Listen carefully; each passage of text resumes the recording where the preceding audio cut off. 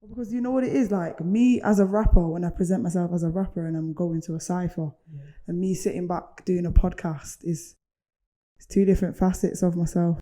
So I think this is more my speaking head. Is it? Instead of me rapping and trying to shell the microphone.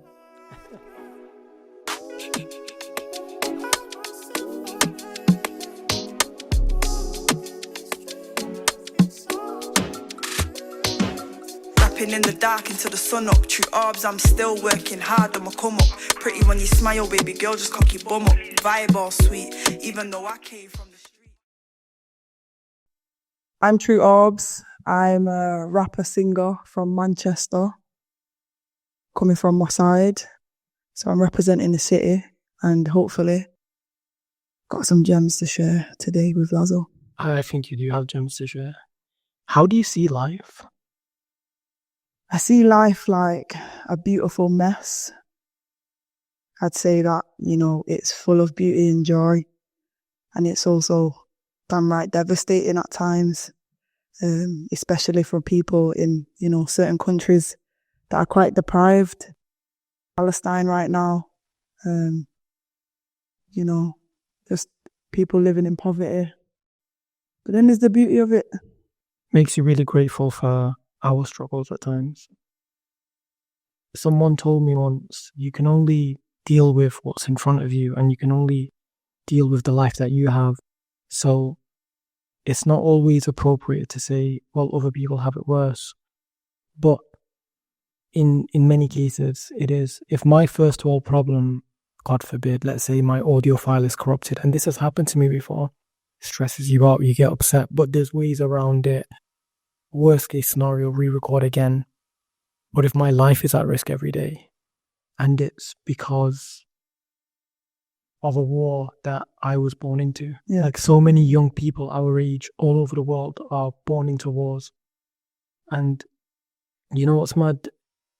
I don't know why she comes to mind, but it's this speech that Angelina Jolie gave once, and she said, I've always wondered why there are so many women like myself, as talented, as ambitious, that don't have the opportunities that I have.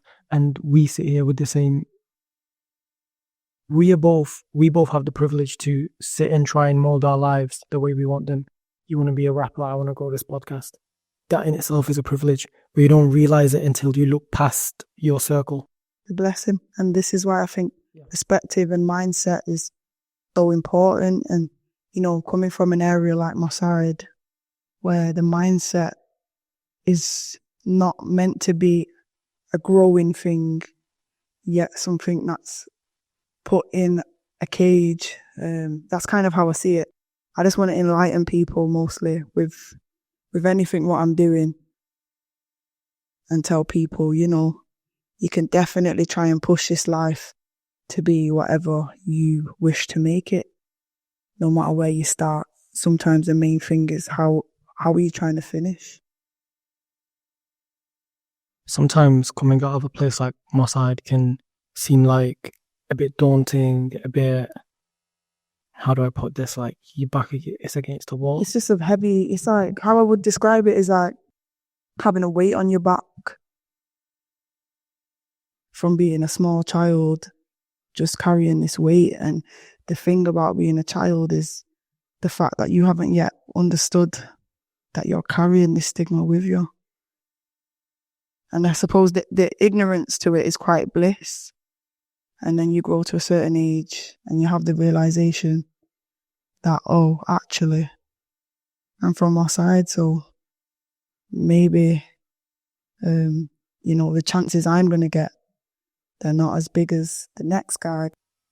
Your point about people outside of my side who might have more opportunities, but the crazy thing is they themselves didn't ask to be born into. It's really strange, the lottery of birth, if you want to call it that. The lottery of birth, man. Because no one chooses where they're born, but to an extent, the people that bring us into this world can try and set up what we're born into.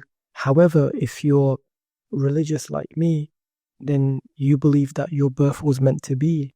So no matter how hard someone might try to say, I'm not having my child until then, I'm not having my child until I've got this and that. It's actually not up to you, because a lot of couples try and don't conceive the child for whatever reason. That's why, like, your trials and tribulations, in many ways, your life is already mapped out if you believe in fate and destiny. Fate and destiny is another thing that we could discuss, definitely. I think the thing about what you said about the life lottery is, like you said, we never know. We never know where we're going to end up. And the circumstances and your health, like sometimes you can be born in this amazing place and your health could be horrible. And then sometimes actually you can be born in a horrible place and your health being horrible. There are kids in war zones right now that not only have the scare of death, but also have really bad health and they can't get the healthcare they need and they might die due to other causes. Yeah, I don't know what life is about, but I'll fight my doubts. Yeah, that's it. I mean, I think recently I've had a lot of introspective time, and I've sat and I've also thought myself, Lazo, how I have so many ideologies and ideas and I have great understanding of many things, yet I have actually no clue why I'm here or why anyone else is here and what are we really trying to do? The learner is forever cursed, because the more you learn, the more you realize you know nothing. Yeah, the one that knows something knows he knows nothing. Yeah, and those are the only people, and that's why ignorance is bliss. If you're not aware of the issues in your life, if for whatever reason you haven't acknowledged them, then it can't upset you because your ignorance is blissful. Now, that's not a good thing, of course. It's always better to face life head on, go into the eye of the storm in order to try and hope that storm doesn't carry on for too long. However, ignorance truly is bliss, and I've experienced it on many occasions. But when that balloon shatters or pops, it's a completely different life, and you almost have such a rude awakening. It's a very rude awakening, and for some of us who have kind of woken up and put a cap on the ignorance, and we're trying to knowledge ourselves into having an understanding. You know what's mad? Some people, spiritually, some religions believe you don't even truly wake up until you die. Yeah, and you know what? I mean, makes sense. I think you get to a certain point, being into your spirituality and maybe even being able to comprehend that is this even reality, or does it actually begin once this here is over? Because this is wild, and I don't think that I feel blessed, and I count each blessing to be sat on a sofa and not have to worry about being right now. Call it luck, destiny, fate.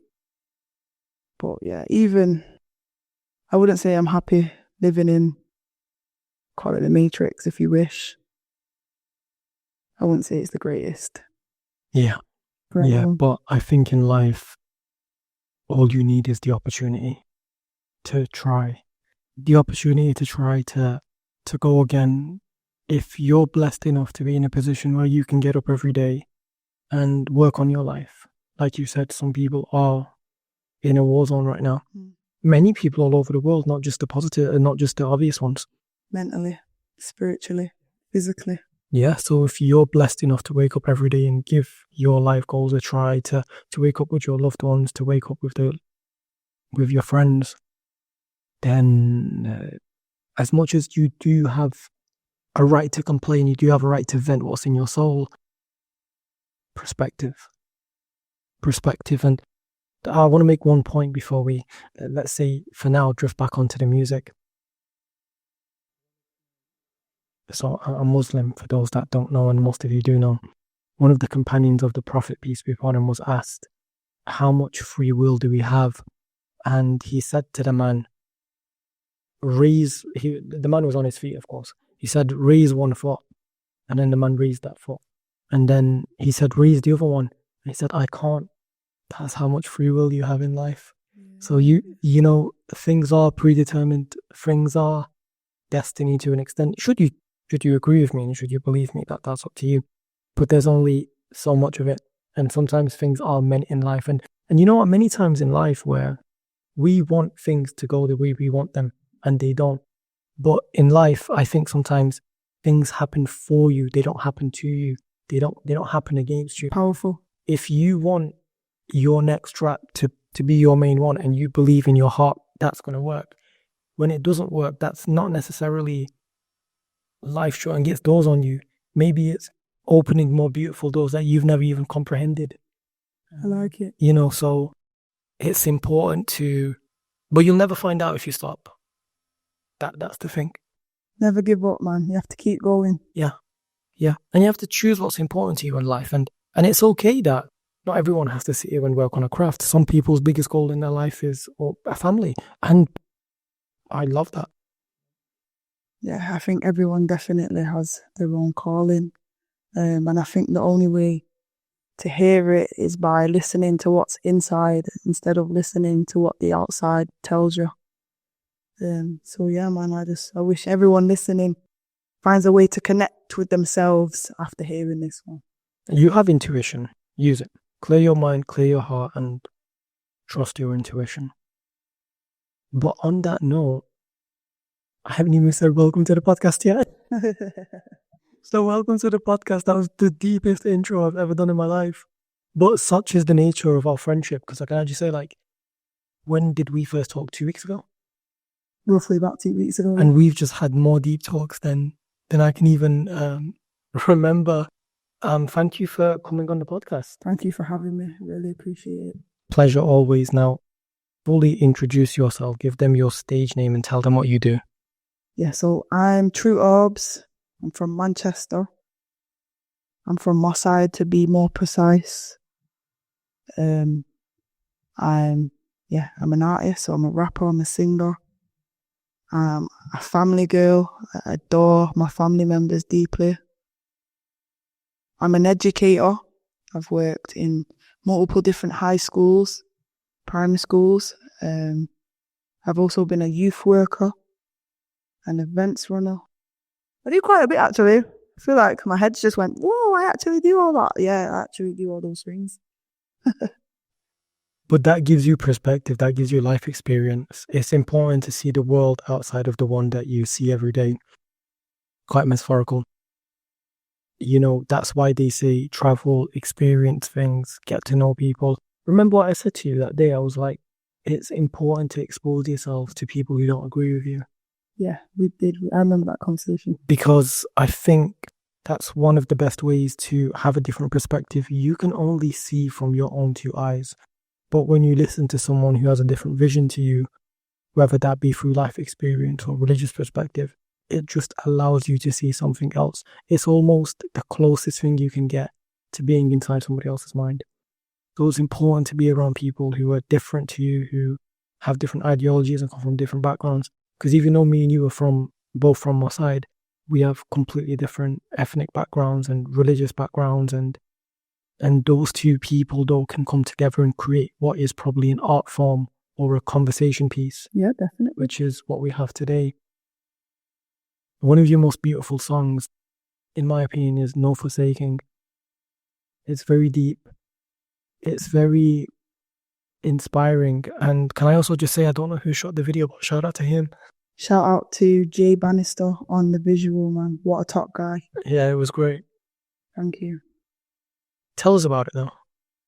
So, No Forsaking is a song piece I actually created, not for myself, but for the people, mainly of my side. And, you know, as far as it can reach, the further the better. That being said, the song is a song of hope, and a song of hopefully, you know, something that can put people's minds at ease, just knowing that.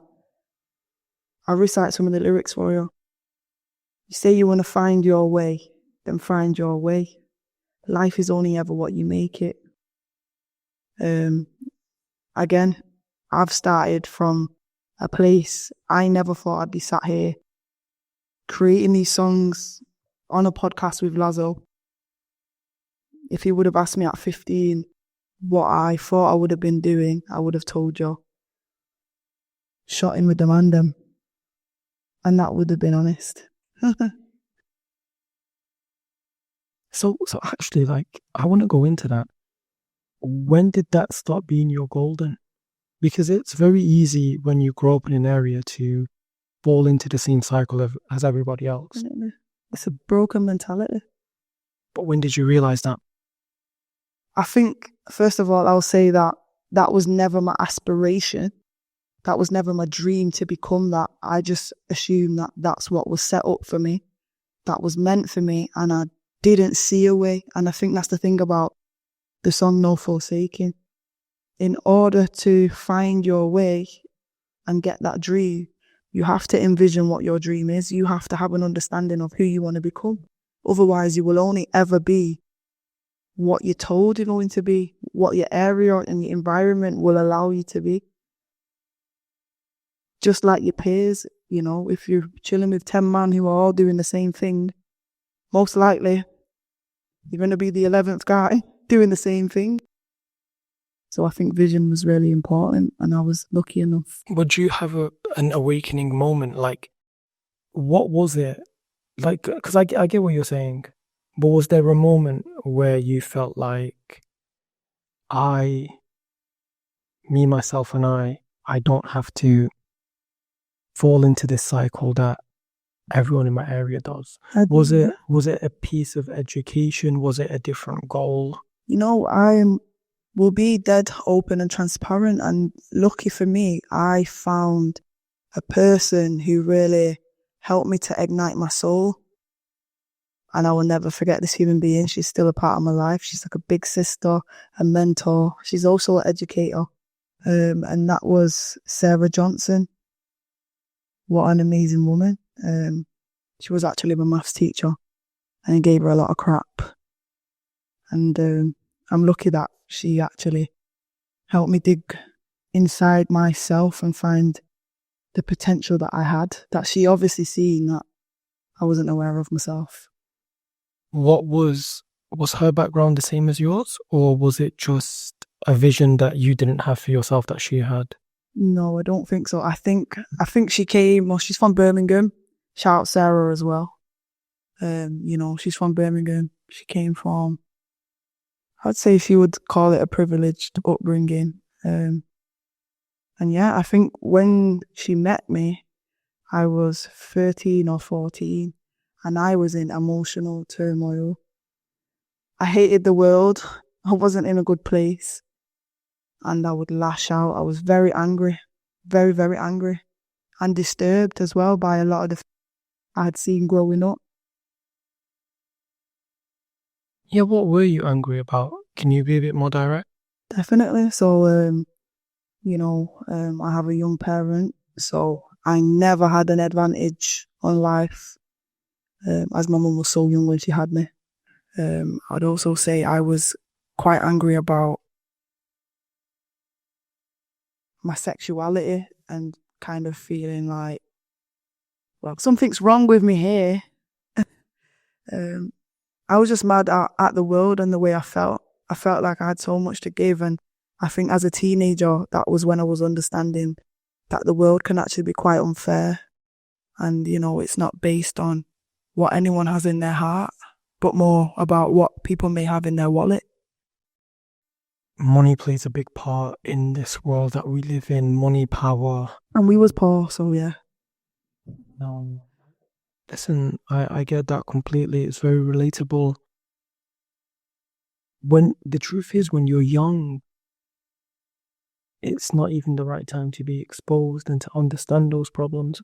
But when you come from a background where it's in your face and the disadvantages are in your face, where you can see how that hindrance is affecting your future, you will get angry, because no one sees themselves as any less than anybody else. You almost think to yourself, well, why does this person have more than I have? And the answer is that solid answer is, listen, that has nothing to do with you. You don't get to use that excuse in life. This is what I was taught by Sarah. And that was, you can either sit down and make this an issue for the rest of your life. You can continue being that hurt young girl and carry that through your adulthood. Or you can now decide to heal and you can actually create the life that you want, starting with the minor resources what you do have. It shows you how important education is, and it actually goes beyond to show you that education is more than the curriculum. What that says to me is one thing. Firstly, that influence can never be, you can't put a price on it. No. Where you might end up in life is partly going to be to do with the patience that she showed you, which goes beyond maths. It's one thing to help students with fractions, and it's another thing to help them be happy at a time when they don't feel like they have much happiness. Teachers are very underpaid, very underprivileged as well in that sense, and they take a lot of crap from us sometimes as well. Yeah, and I mean, what I would say from someone who has worked in the education system for the last 3 years is definitely there's not a handful of Sarahs in any one school. Quite lucky to find a teacher who cares beyond the curriculum and actually cares about the child's life and just has a really big heart and a soul that has come to serve others to help them find their purpose. So I like to think that, I like to hope I'm someone Sarah. That would make me really happy. I remember actually we were walking through the park and you saw one of your previous students and you just gave him a big smile and gave him words of encouragement, and you don't know how some positivity can light up someone else's day, because God only knows what someone is going through. I had this one experience when I was in my undergrad at Manchester University. Someone saw me and we had, we spoke a bit, and afterwards they said to me, he goes, I love that you always smile.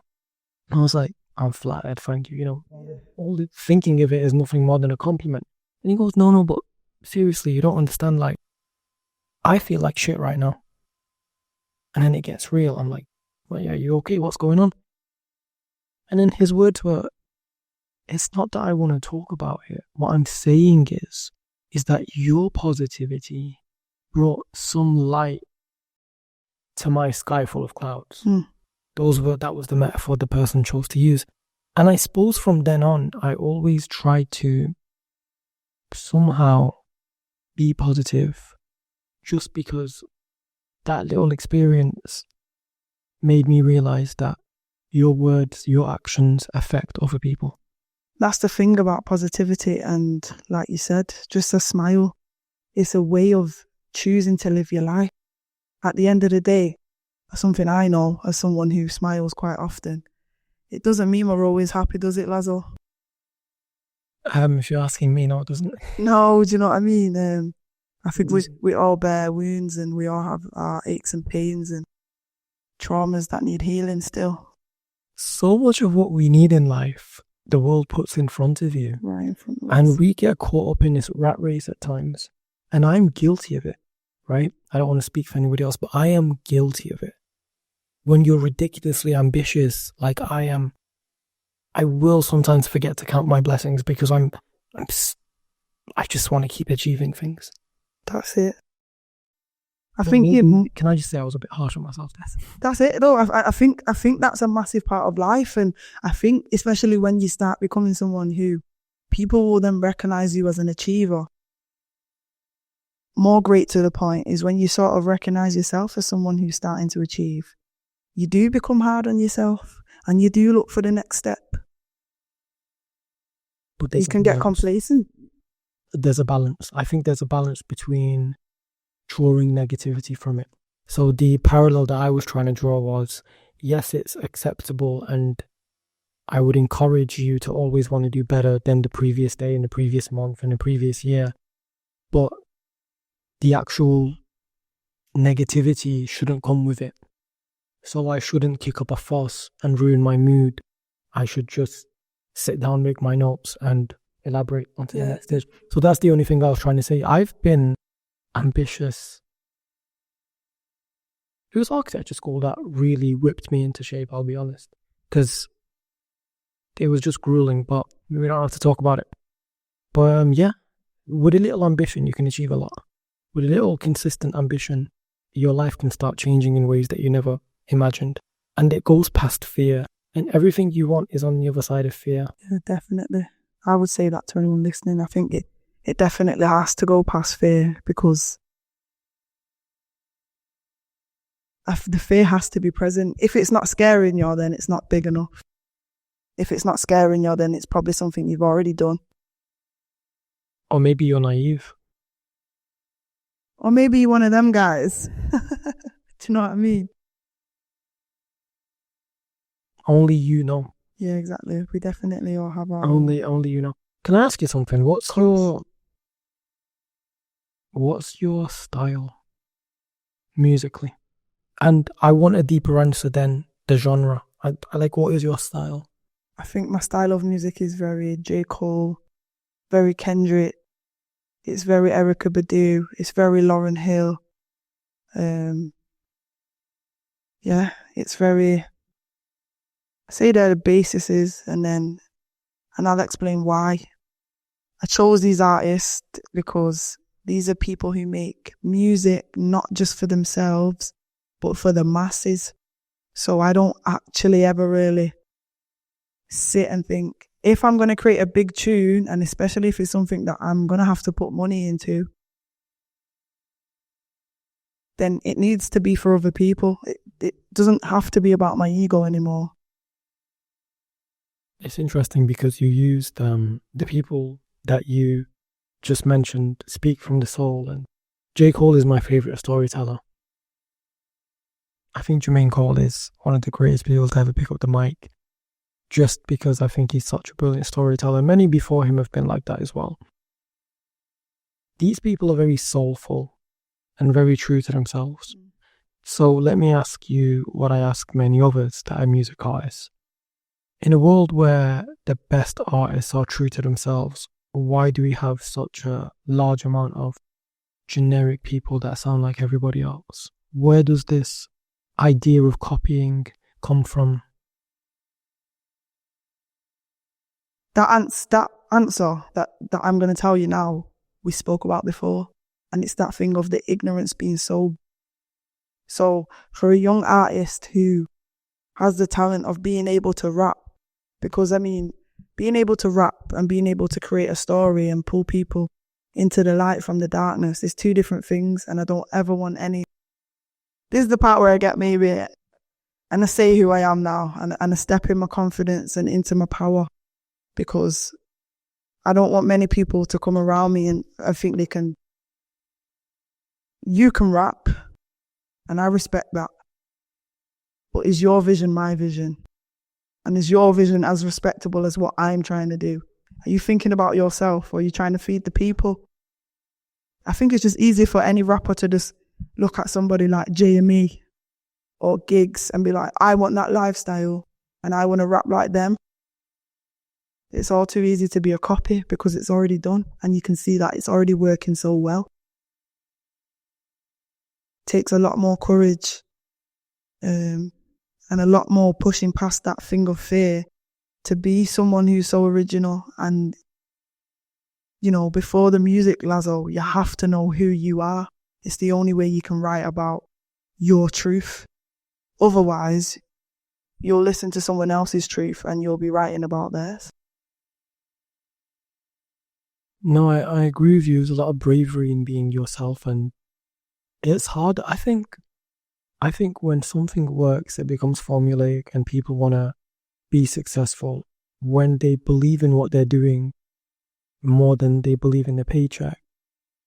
I think that's when you have the opportunity to really be somebody. The difference between J. Cole and the generic rapper is we know J. Cole for J. Cole. And I can't put it any better than that. Definitely. J. Cole is Jermaine Cole. J. Cole is everything he says he is. That's it. And And this is the thing about life and about energy and about the truth, that no matter what you do in the dark will always come to light. You can only ever really lie to yourself. You'll find J. Cole on his bike in New York. And I don't know this because I've seen it myself. I know this because there's pictures and there's people have spoke on it. Do you know what I mean? And that's what I'm saying. Like, it's a beautiful thing, and I'm a huge J. Cole fan. These things show up. I remember, actually, can I just share one story? The second time I went to a J. Cole show, it was the 2014 Forest Hills Drive concert. And wow. It was, and whenever I go to a concert, I love to be right at the front, which also means for the next 5 days my ears are ringing. We were outside in the rain, me and 3 other friends, and for some reason, instead of letting us in through the entrance that goes into Victoria train station, they had us going in from the back on the street. It was raining, and it was Manchester rain, and it was raining for hours. It was the most worthwhile thing I'd ever done to just sit and witness such a beautiful performance and lyrics from the soul, and songs like Love Yours and songs like No Role Models and GOMD, and just artistry at its finest. J. Cole can't be put in another bracket because there isn't another J. Cole. You can make comparisons, but a lot of rappers, they can, and I think regardless of the money, the legacy will always be that Jermaine Cole is everything he says he is and more. And then it's even like, well, once you have the money, because I think money talks. Once you have the money, then what do you do with it? Big up J. Cole, man. Literally, what a blessing to be on the earth while he's on the earth. And I hope at some point he'll watch this. We're allowed to dream. You know what crazier things have happened than J. Cole seeing this podcast? Do you know what I mean? Like, we're allowed to dream. There's nothing wrong with it. Crazier things have happened. That, you know what, even if it doesn't come to that, even if I just somehow, even if we bump into J. Cole 10 years from now, it could just be like, you know, you were so influential that we just talked about you every chance we got. But the podcast of Keem as well, J. Cole was brought up and given a lot of praise. Do you know what I mean? It's been mentioned that these things are dots that... And I think those are the type of changes that people like Jermaine Cole want to make. Yeah.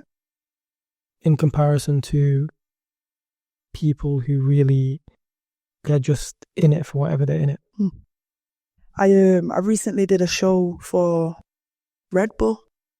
It was fair to say that Red Bull does give you wings. I was given a nice amount of money for the show. And you know what? I'm shocked that I even was able to make that amount of money off doing one show. And I was so grateful, and I was so not used to it. Like, I come from much less than, do you know what I mean? So. But it's important to, you know what that says to me? Like, you are showing humility, because some people will get that paycheck once and they'll wear it like a badge of honor, whereas you're sat here saying, I'm grateful because I don't come from that. Yeah, and furthermore, what I'm willing to share, being as transparent as I always am, and this is why I've called myself True Aubz. You know, that money didn't last. It's gone. I'll let you know it's gone. I made sure that I treated myself not to something material. I treated myself to an experience with the money. Yeah, I'm grateful, and it's just made me realise how things can come and go, man. So even with money, like, it could be here today and gone tomorrow. Money's by far. Do you know what I mean? Money comes and goes quicker than the moon and sun, mate. It's like, in this world as well, where everything is an expense, it's going to be very hard to hold on to money. That's it. But what I mean, what I do keep from what I gained from doing this show is that I'm actually able, this then give me the motivation and the self-belief to say, you know what, I am able to do these shows and make money. Like, it's a possibility. So I just feel grateful that I believe that now. That can happen again 5 times in 1 year. Let's go into it a bit deeper, tell me how you actually got that experience. Did you reach out to somebody? Did someone put you on? How did that go? No, so luckily I was actually scouted for the position of being one of 8 MCs from the city. Yeah, I was scouted. There's something else that I've seen you post about women empowerment in rap. Are you one of 9 girls in a picture? Oh, right, yeah. That's what's that? That's something we're working on. It's myself and 8 other girls, and we are trying to, we've got it's Arrow who she's helping us curate something for women, because as women in the music industry, if you're not shaking your bum and getting your boobs out, you're kind of overlooked. I've often seen that female rappers or R&B singers are always over-sexualized, and that might not be your style as a person, so you might be uncomfortable with that. So these changes allow for you to express yourself through your art rather than through your body. Exactly. Because hip-hop and many other music genres, actually, it's not just hip-hop, has spent decades marginalizing people for their sexuality, and more importantly, actually, also just objectifying women.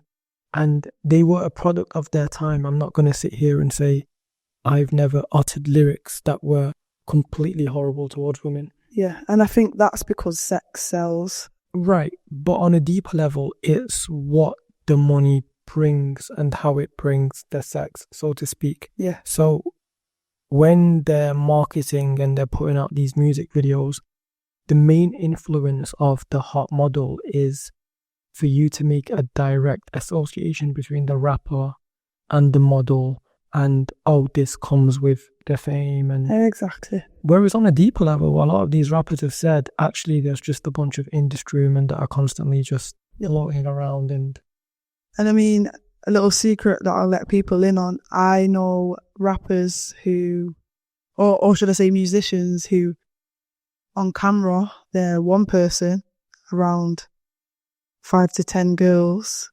who are very sexualized, but actually they go home and their parents in a loving relationship that's with one other person. But that's what you don't see off camera. Yeah, I think with music as well, as always, it is also an entertainment industry. As I'm further along my journey, I'm realising it is about the entertainment of people. But it goes back to the formulaic outcomes. Kendrick basically just scooped up a whole load of awards this year, right? Yeah. Drake has been the top streamer for many years now. I think The Weeknd kind of elevates to his level, but he's not a rapper. And Jermaine Cole is one of the best rappers of the last decade, and Kanye West is very true to himself. So I've just given you 4 rappers off the top of my head who are nothing but purely unique. And they are the richest and the best. And that's the only way to get it. Sorry. Nah, but you just said something. It's not the only way. Without naming somebody, you just said there's someone who displays something on camera, but it's completely something different off camera. Yeah. That makes me think this person is being formulaic, because for whatever reason, they don't, either they want to be private, or they don't think that their way is going to work and they just need to do everything else. Yeah, I mean, I think that's down to that F word, and that's what I call it. Because I have been called the F word before. And the F word is being fame. Oh. Yeah, it's fame. Some people like it. Some people are hungry for it. And I think other people don't care about it, don't want it. That's not the strive. I'm not striving for fame. I'm striving to be heard because I have a message that needs to be, I want it to reach people. It's nothing to do with me walking down the street and people being like, I know you. Or can I take a picture? Can I get your autograph? That stuff is a cliche. Can I go back to J. Cole again? He has these amazing lyrics in this song. I think it's called The Fall Off or 1985 outro. To me, that is everything. Because like I said, Jermaine Cole has been around for more time than we can count. And a lot of these rappers have come and gone. Yeah. You know what I'm saying? And I actually see that in the podcast industry as well. It's the substance at the end of the day of anyone. It's what anyone's bringing to the table. And this is why sometimes I don't release very consistent. And that's because more than anything, I'm spending a lot of time living a real life, trying to just grow as a person before anything else. And I know that every time I do eventually take that time out to release a song, as long as I know in my heart, Lazo, that I've given something to the people that is substance, that can feed your soul or relax your mind, or even just make you want to dance for a moment and forget about your worries, then I'm happy with that. I think you have to be careful, though, to not get in the way of your own success, though. I think I could go back to J. Cole lyrics all day, but without actually doing that, I'll tell you what I think. Please. If you constantly wait for this idea of your work being right and ready, you're never going to get anywhere. Because at the end of the day, it's not actually you who decides when you pop off. It's not you who decides how great your message is to the person listening. Yeah. You might think your content is amazing. Like I said earlier, you might think you deserve to blow with your next song. Yeah. But that might not be your time. The fans are the real hit makers. Yes, right. It is right. And you know what? I totally agree with you, but this is the thing about me, and this is the part where everyone's makeup is so different. As long as for myself, and this is maybe me being slightly defensive, but yeah, let me defend myself. I think for myself, I don't really seek the outside validation. I just want to feel like what I've done is good enough for where I'm at. Like, did I try my hardest? Yeah. Also, the reason I'm not so consistent is because I spend a lot of time, like I said, just doing other lively things. And sometimes it's that complacency. People know I rap now, so people say like, how's the music going? Do you know what I mean? And it makes you like, well, okay, so you know what I'm doing. I'm not fighting to be heard. Don't get fooled by that. Yeah, I know it have been. I would lie to you if I said I've never fooled myself. For every one person that says, how's the music? Yeah. 9 of those people haven't even, with all due respect, tuned in consistently.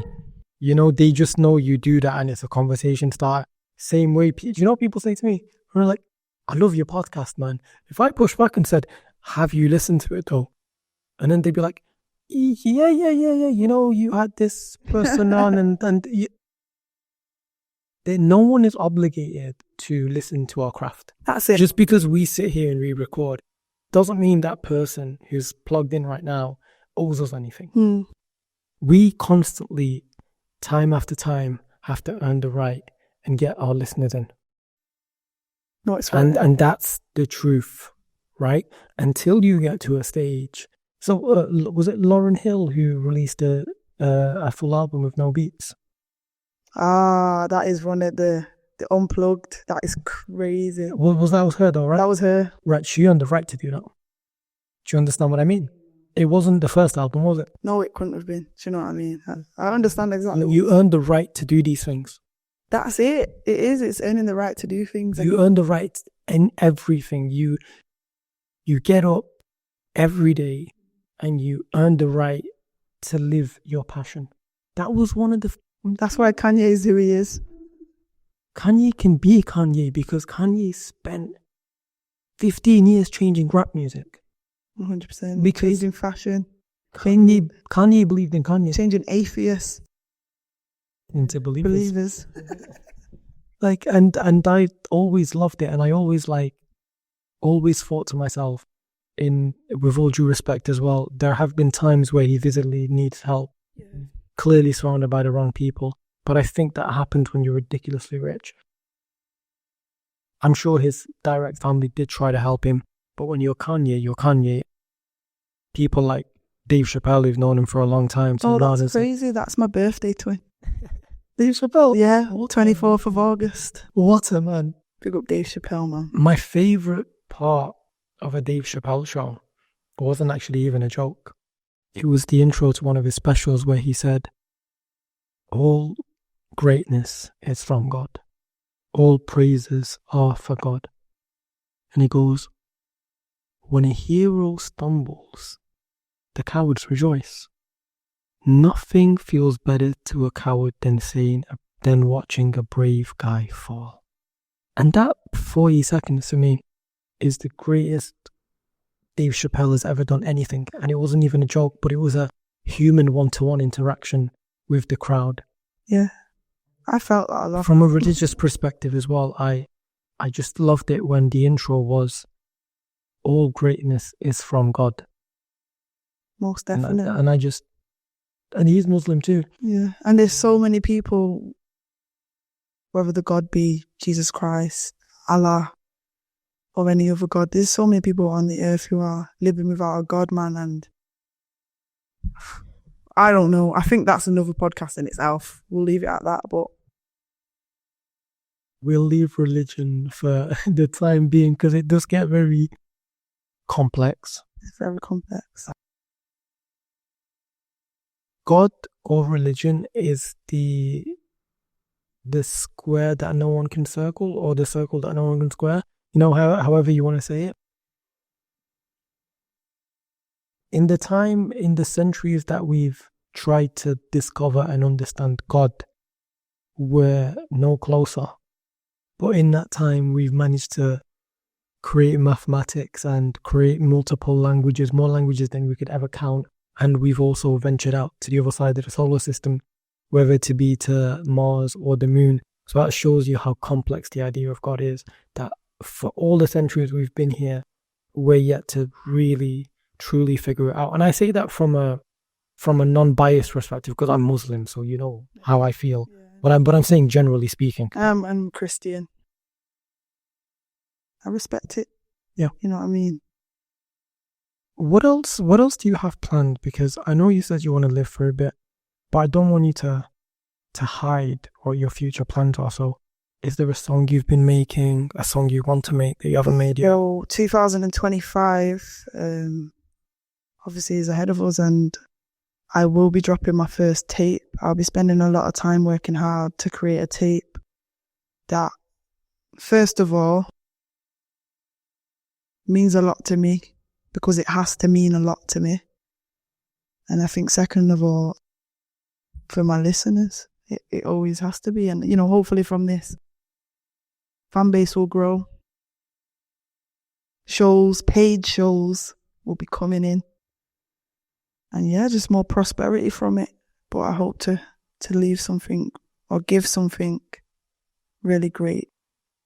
Listen, that's very cute, but don't hide behind my question. I want some insight into your mind. Is your next song calm and mellow? Is your next song a bit more aggressive? Is there a synopsis you can give me to the story that you're telling on that next track? So are we talking about the tape that's coming 2025 or? You can give me the scoop on whatever it is. You can give me a scoop on the whole tape or one song, I don't mind. This tape, 2025, True Aubz. It's not got a title yet. It probably does have a title, but maybe I'm not telling you. No, it's not really got a title yet. The songs are going to tell a story about my 25 years of life, my experiences, my connections with people, my relationships. Crazy. It will tell a story of love, dislike, passion, hope, dreams, being deprived, money, no money. Do you know what I mean? It's going to be a story, man, and I hope I can execute it well. All right. That was a better answer. I'm glad we went in for the second scoop. There we go. Have you been, like, you were in the studio the other day, were you working on a tape? No, the other day, so hopefully before the year ends, I've got one single to release, and that will be the last that people hear of me until the tape's out. Yo, you're not obligated to, but why don't you drop like 2 bars from that upcoming song? I'm still floating, bobbing and weaving, focus on a life that I can really see me in, still dreaming. The same girl that I'm seeing, but she don't really want to let me in. So I practice patience. That's how you get in for now. I was surprised you even said yes. I was surprised you even agreed. So we've carried on the tradition here on Lazo's podcast that no matter who the artist is, they will drop some bars. Yeah, man. I'm agreeable sometimes. Hey, listen, it's all right. Because I think sometimes that submissive nature is a reflection of love or how we choose to be loved. Definitely. It's good that you're agreeable because we just got some nice bars. Thank you very much. I want to go over it quite My pleasure. Quite extensively to figure out what this song is about, and clearly there's some love in there. Always. So yeah, do you again, because my favorite song is No Forsaking, who decided it was a great thing to float inside that lake? What were you on? You know what? I'm not going to take credit for that because I don't think that was my idea. My idea was nature. I love nature. I'm also, for anyone, I hope this doesn't bother you, I know you're religious, man. Anyone who's into astrology, I'm a Virgo and zodiac. So yeah, I'm a Virgo sign. So, you know, I'm an earth sign, Lazo. We like nature. Firstly, it doesn't bother me. Okay, good. Secondly, I think there's huge truth in horoscopes, but not in the watered down version that they sell. And secondly, I'm also an earth sign. Are you a Capricorn? I am a Capricorn. Yo, see how I knew? You get me? He gives big Capricorn energy. How could you tell? The clean car. Okay, number one. Is a good start. The persona. It's just making sense now. It's all making sense. I am a seagull. I've always loved it. I've always kind of like been proud to be a Capricorn. But you know what's kind of crazy? Like, firstly, we know that like they dug up this temple, this Jewish synagogue. And when I say dug up, it was an excavation, not dug up from, an excavation was done. And I think this might have either been in Palestine or Israel. I can't quite remember, but it was in that region. And it was obviously a place of God, but they found this massive mural with all the 12 astrology signs on it. And that made me think, even those of God knew there was truth to horoscopes, and many old civilizations believed in it, and the stars and the solar systems and the energy. So I do believe in. People these days take it too literally. They think that it means that if you're born 1 second past this date, you are now something else. But really, there's a deeper element to astrology than today your day will be good. The way I like to look at astrology and horoscopes is like that's our spiritual DNA. It's not our physical DNA, like the blood, in a sense, but it's more cosmic DNA. The spiritual within us that you don't see. It's much further than beyond the eye. Yeah. And religiously as well, actually, like even though you don't say or do things to forsake God, you don't like blasphemy, but we do believe in dark elements of the spiritual side. And yeah, definitely. I mean, I'm obviously a sinner because I'm a lesbian, but that's another story. Although I was going more across the idea, I think you misunderstood. I was going more across the idea of black magic, because Muslims tell the story of, you see, I knew you misunderstood there. Muslims have the story of the angels who bring down the knowledge of black magic to the people of Babylon, and they tell them, listen, this is like your test. Yes, you will be shown and taught how to bring in that dark energy, but just know those who commit acts of shirk, as it's called in Islam, and black magic, or whatever you describe it, you are for the hellfire. But all over the world, people still do all sorts of spells, and it's kind of mad, like, geez Louise. And I certainly believe in demons and jinns and all that type of stuff. Yeah, definitely. I have had encounters with people who were participating in black magic or knew. Serious? Listen, my ex was a witch, and all I'm saying is weird things happened after that. She told me she was a witch. I didn't believe I was being naive. Where was she from? She lives in Barcelona. Yeah, she's mad. Anyway, crazy things happened after that. I was naive, and that's another story that I don't even want to tell. Nah, I'm good. I'm looking into your eyes, and yeah, I can tell you don't want to tell. Yeah, no, mad stuff happened. Wow. What must it be like dating a witch? And then the funniest thing is that they prance around and they tell you these things, and you don't necessarily believe it because you're so in love, and you're just like, surely it's not a bad thing. It's just something she believes about herself.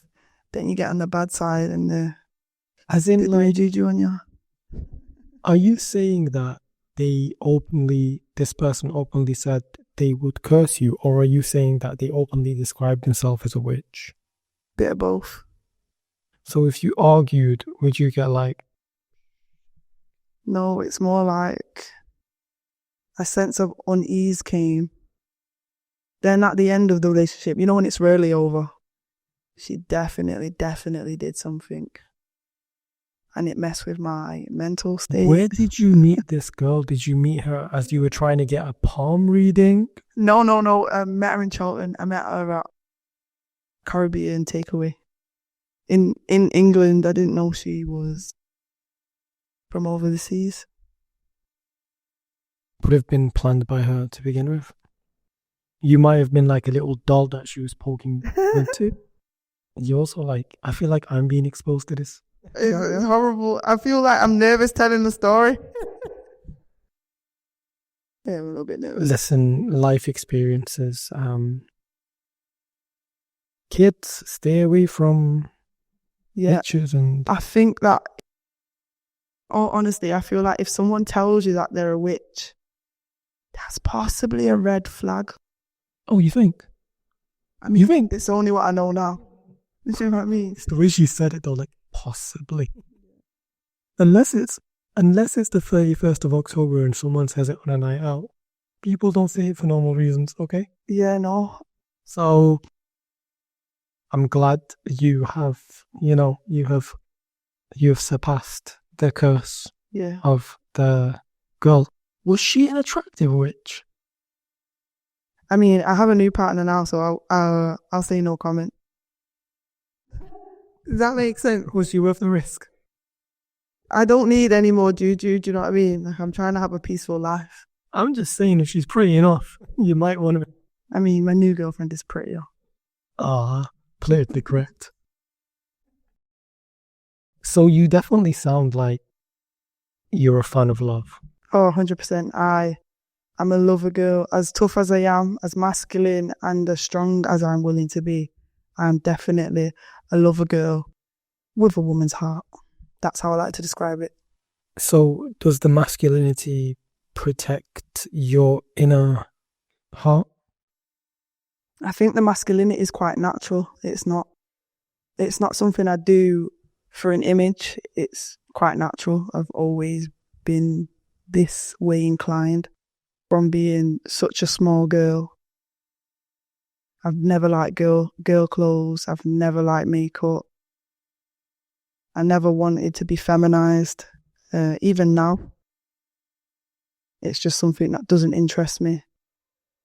Repels me, actually. That's very interesting. So, you said naturally, did you always feel like did you think your sexuality, you were born with it, or was it developed? Oh, definitely born with it. I mean, I remember being young, I was always very much drawn to women. This is before puberty, before, you have like your sexual attraction. I was always very drawn to women. I was never drawn to men. Can I ask you something? Growing up where we grew up, was it harder with your sexuality? Or did you actually find that? Because people can be a bit narrow-minded where we come from. There's ways of doing things. There's cultures and identities, and being a lesbian doesn't always fit into that. I've not met any other people that I think of that are lesbians in that area. I mean, I could easily be wrong, but I don't know everybody. The closet is closed. I would say, you know what? No, I'd say it hasn't really been tough at all. I think the toughest thing was coming to terms with it myself and then finding the courage within to say, actually, this is who I am. I'm so sorry, Mum. I don't like boys. I hope you're not disappointed. After that, everyone just kind of takes you for who you are, especially when it's not a massive shock due to your physical appearance. So it wasn't like I was wearing dresses one day and then was like, no, scrap that. That's not me.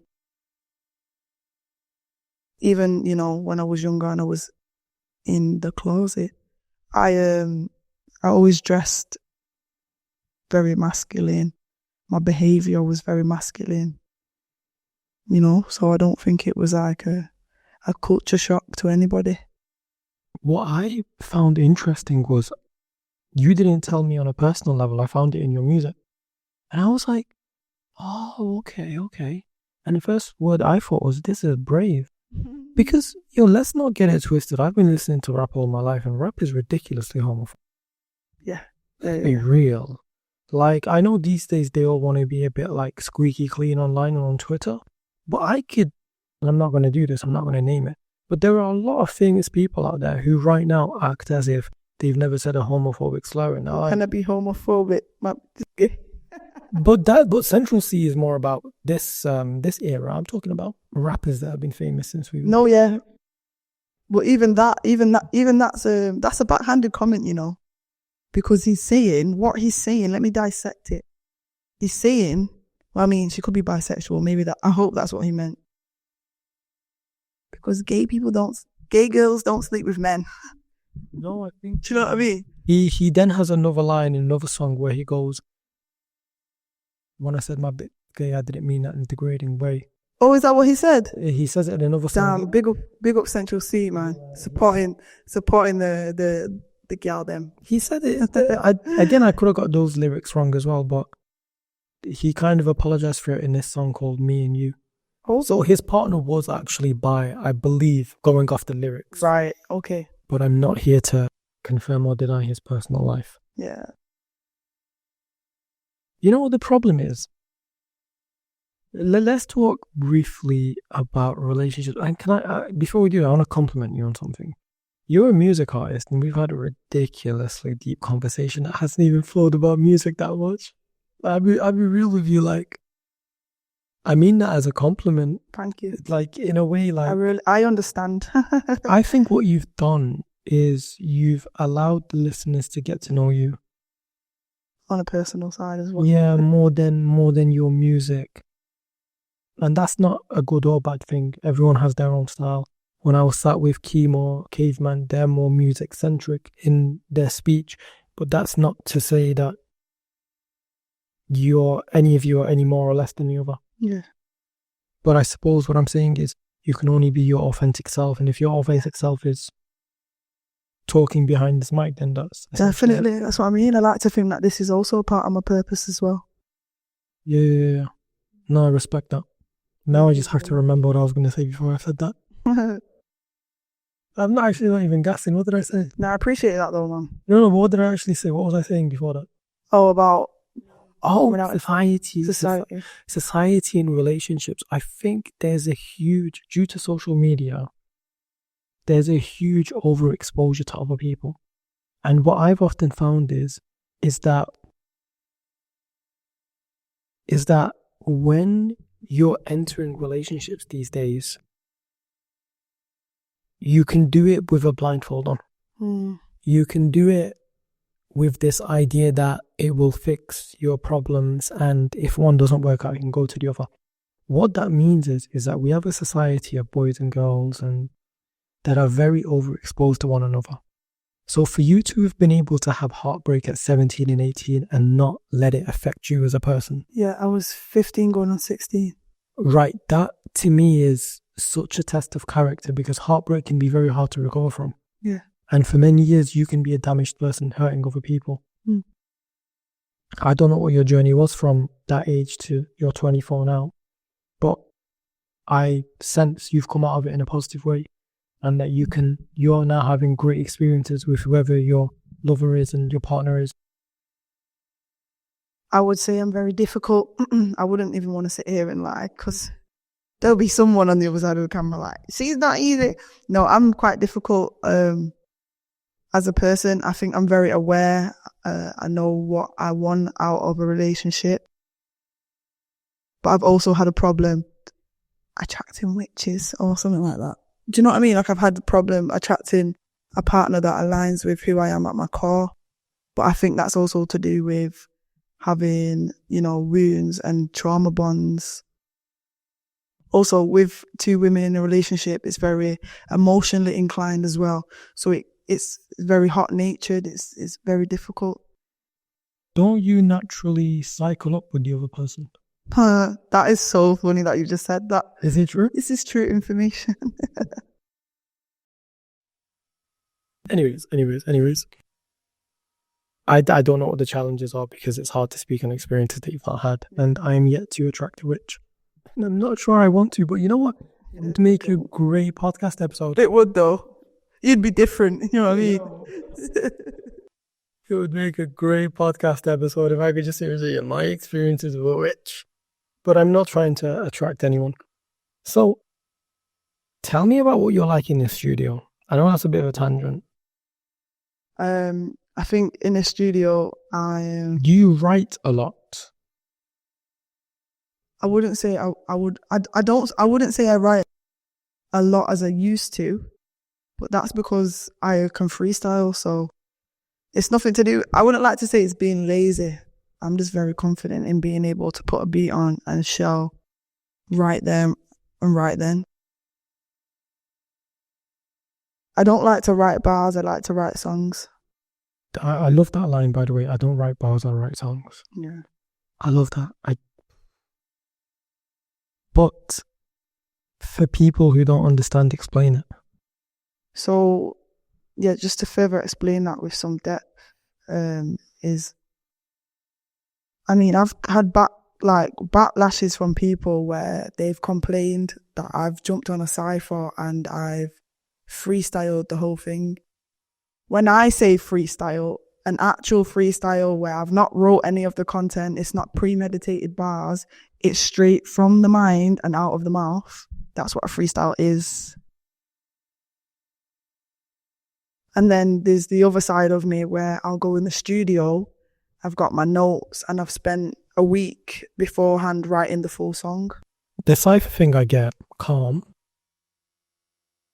Okay, I'll be more direct. When you wrote No Forsaking, yeah, what was the process for that? The process of that, I got in the studio with the producer Kelly Shane. He was cooking up the beat, and as he was cooking up the beat, making the beat, I had a notepad and a pen. I actually didn't use my phone that time. I do like to physically write with a pad and pen. I wrote the song, and then we got recorded, and I think we did it in one session. Yeah, that's amazing. Sometimes that happens, doesn't it? Yeah. Sometimes you just go in there and after a few minutes it just feels right. Yeah, I don't like prolonging anything, especially because I'm not very consistent with releasing music when it comes to the process of creating. You don't want to be second guessing yourself? No, it's just, I don't think there's a need. Like, I know I'm good, I know I'm great, I know what I've come to do, so let's just get it done. And also, it's costly. Time is money, so let's not waste a lot of time or a lot of money. But then do you not think that it would also be productive to just write at home sometimes? Oh, and I do normally. In fact, No Forsaking is the only song where I've gone in the studio live and wrote.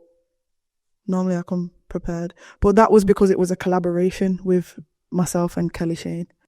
What I was gonna allude to though is that for whatever that was, whatever sense of urgency that was, it created, in my opinion, your best song to date. But what I hope for you more moving forward is that next year when I see you, or when I see you in the future, I'll be debating what your best song is because you've dropped more bangers. Exactly. And I saw your Red Bull Cypher actually as well, because I was doing a lot of research before having you on here, and I saw a lot of your YouTube videos and your music videos, and honestly, it was a pleasure, and I'm glad you reached out. It's a very different podcast. Very different podcast. Yeah, and that's what I mean, and that's why I wanted to be here, man. Yeah, no, I really, really like that. Any final points before we unfortunately have to end for the night? Again, I'll just say a massive, massive thank you to Lazo for having me. Thank you, mate. And yeah, to anyone who's got this far along, I want to say thank you for staying with us. Hold the peace and the love in your heart and move forward knowing that you can do it, because I believe you can. There's nothing else to say after such a beautiful message, so I will attach all of her links below, including her YouTube page and where you can find her music. And if you follow me on my Instagram, lazo.podcast, I will be sure to share all of your music when your EP, is it going to be an EP? Yeah, definitely. When your EP is out, I will be telling all of the people about it. On that note, thank you very much. Like, share, subscribe, all the usual, right? And we will see you out on the next one. Have a great night. Thank you very much. Thank you for coming on True Aubz, ladies and gentlemen. As real as it gets.